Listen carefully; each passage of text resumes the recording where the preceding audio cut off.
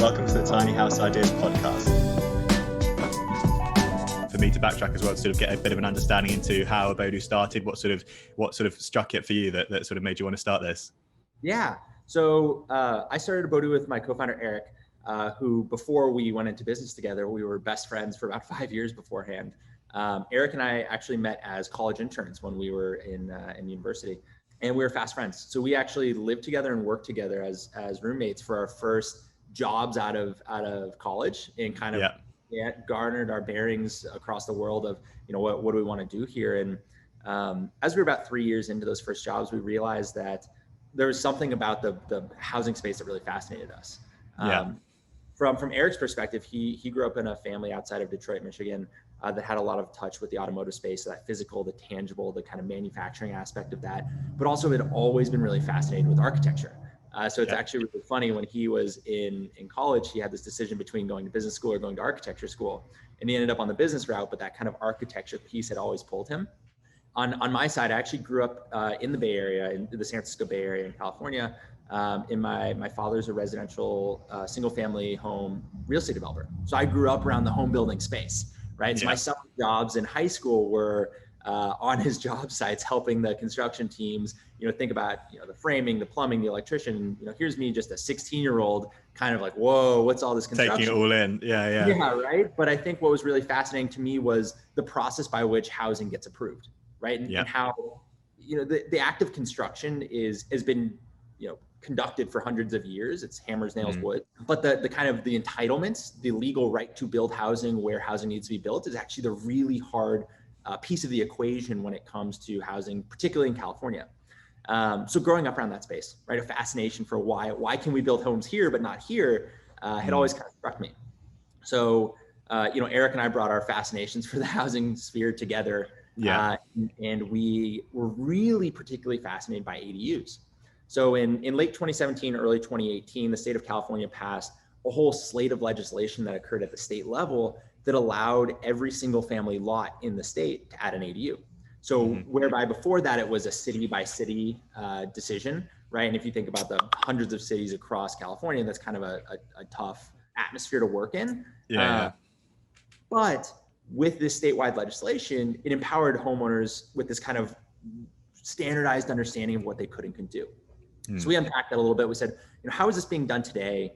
How are homeowners building ADUs? What homeowners build ADUs? Why do they want them?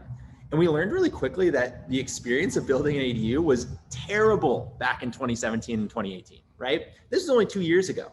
It was the same experience that a homeowner would go through for a kitchen remodel. So they'd hire an architect to deal with the designs. That architect would take them through the permitting process, and before they knew it, they'd be $30,000 to $50,000 into their project, 6 months into their project, with no work having been even started in their backyard. What we learned was homeowners were getting into their projects $30,000 to $50,000 when they were finally able to get their permit. And that was 6 months into their projects before they'd even done any work in the backyard.